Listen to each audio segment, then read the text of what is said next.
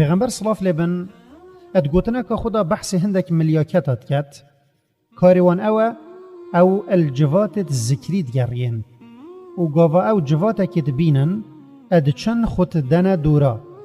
و دم خدای وان پسیارا وانت کت کانه او چد بیجن و او بحال وان زاناتره و ملیاکت بحث وان بو خودت کن خودت بیجت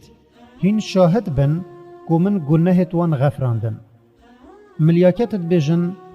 فلان کس جیت گلوان رینشتی و او نشوانه هما او بو کارکی خو هاتبو نکوان اولویر رینشت خودت بیجت هم الجلساء لا يشقى جليسهم